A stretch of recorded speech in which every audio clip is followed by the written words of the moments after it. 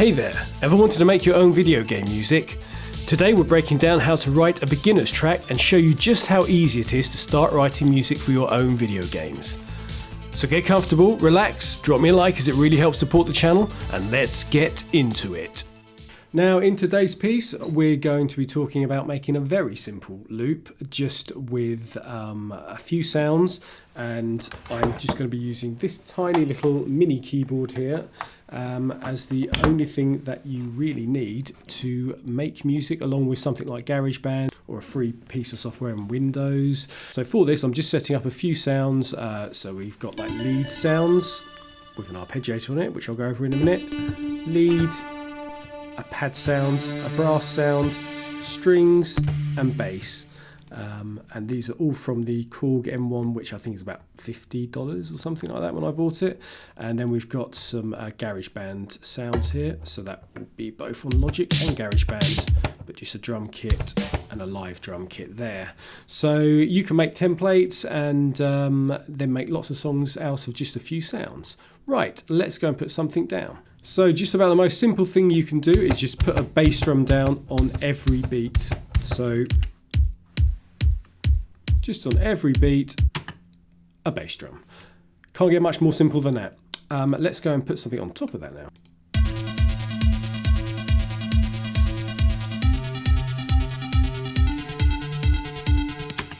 So even if you don't know how to do chords at the moment, just playing individual notes with an arpeggiator on it, which is this thing here. So let's just turn it off. So no arpeggiator, just a note. Arpeggiator on. It's made a pattern out of a chord, and you can play around with any of these arpeggiators that you might have in whatever software you're using. But here all I'm doing is this one is going up and then coming back down, so it's just going up and down a chord, and you can play around with the variations and yeah, just see what comes out right. So if I just did that one,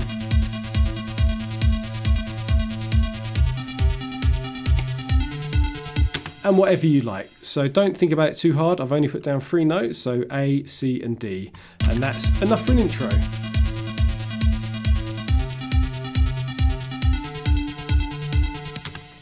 And now when moving on, you just want to think, what can I add to that each time? So we're going to make just one long loop with variations on it. So the one element we've added here is a snare drum, and this is happening every other beat. So it is just this sound here.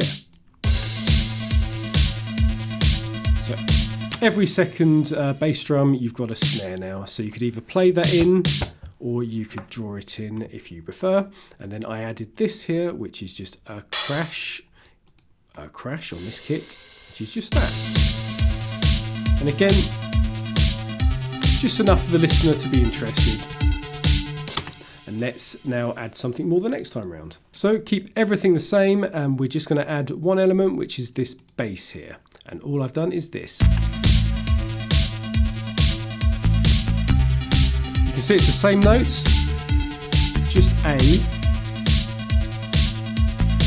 C, and the first time you can hear I went to the D up there, and the second time I went to the G, just to give it some variation.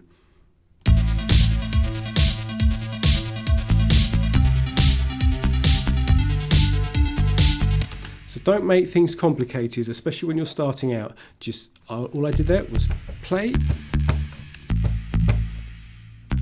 the same notes that I played above it on the lead, and then the second time around I thought, oh, let's try something different. So C and the G worked. So just play on top of it, something simple with similar notes to what you've got before. Just quickly, if you could tap the thumbs up button, it would really help me out. If you have any questions or suggestions for future tracks you'd like me to make, pop them down below. And just so you know, there are already dozens of tutorials on this channel to help you become a video game composer, with many more coming each week, so feel free to get subscribed. Right, back to it. And now, only changing one thing, we've added a lead, which I just played on top of it. Just notes that I thought would work, and you can put it on loop and play it as many times as you want. So I just played this.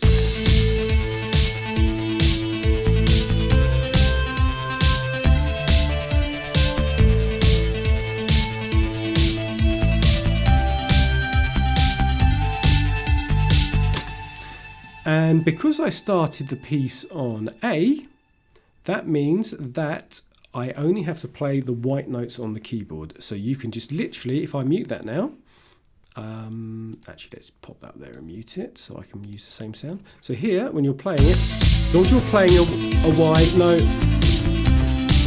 it should work.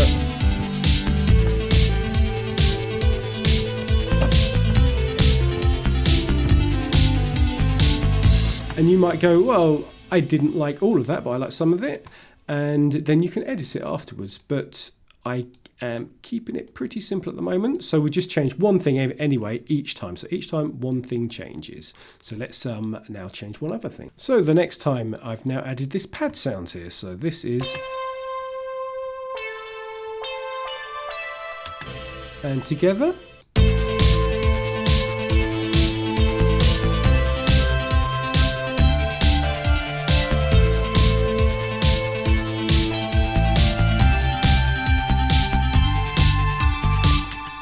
All I've done there is played a very similar thing, but I'm starting on a different note. So here I started the pattern on an A, and this second, essentially a lead, it's on the pad, but it is a lead sound, it's starting on the C. So I'm playing the same sort of rhythm, but starting on the C,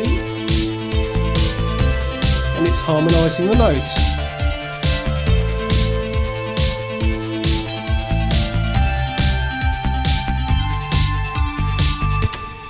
Bit messy, one of those notes there, but you get the idea. Something that just makes it varied from the previous time. And now let's think of something else to add. And in fact, it's important to mention here, it's not always about adding, so I've just taken out those leads now, because otherwise they'll get boring. But instead, I'm going to add this sound here, which is this, and...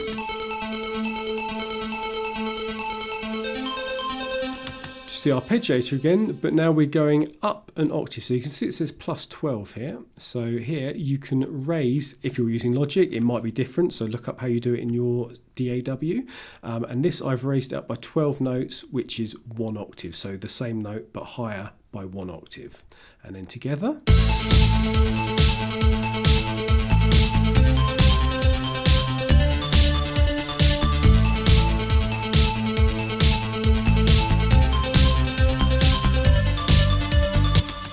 And I just changed one note on that first part here to the G, like the bass is doing, just to give it a slight variation. Good, let's now do another variation. So again, we've kept everything, but we're just now adding one new element. So we've got this brass sound here.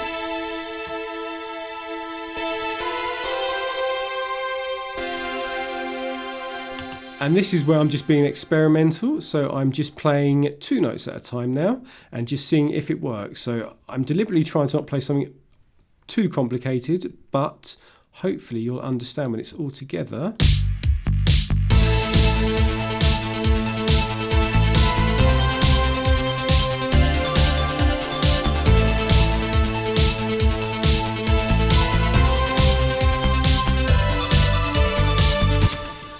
That it's not about having a really complicated melody, it's about having something that sounds good. So just play on top of it and see what you like. And again, just loop it round and round until you go, oh, I like that.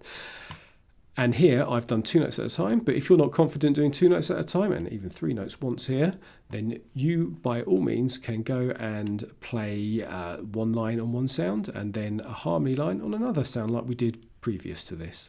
One final thing then before we loop the whole track back round. So I've just added these strings now. Everything else is the same.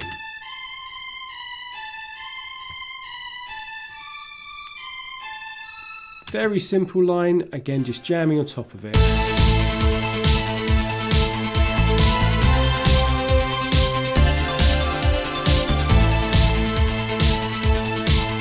And again.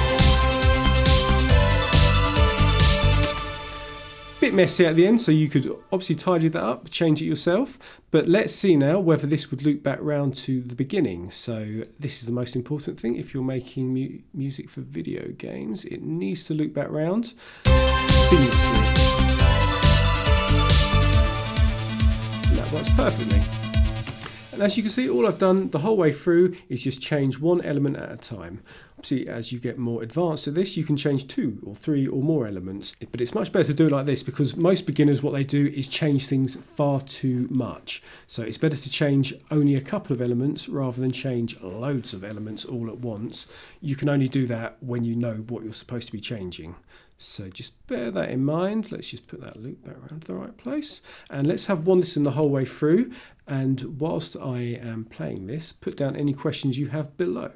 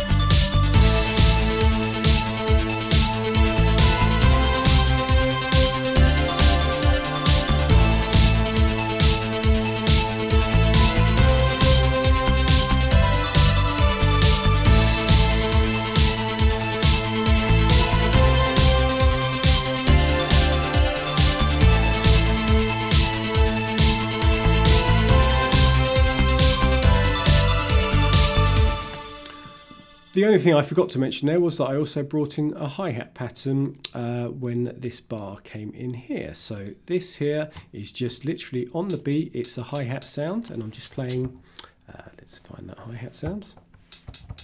It's just that, and it's on every other beat. So you'd be going 1 and 2 and 3 and 4 and I added this open hi-hat at the end here. And that's all I've done there. It just gives it more energy as it gets towards the end of the line.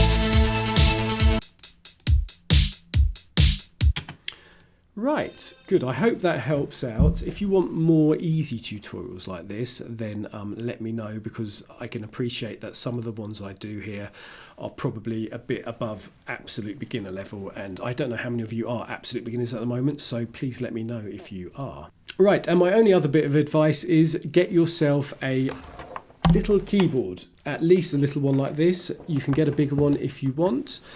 It makes life so much easier, because you've probably seen, if you've been looking up this stuff before, various YouTubers who make game music, and they often doing it in FL Studio, and they're often right clicking in notes, and I don't know how anybody enjoys that, and it's a very slow and tedious process. If you can just get a tiny keyboard off of eBay, 30 quid, you'll have so much of a better time, and it will make making music a lot more fun. Right, any questions, pop them down below. If you could like and subscribe, that would really help me out, and I will see you in the next one.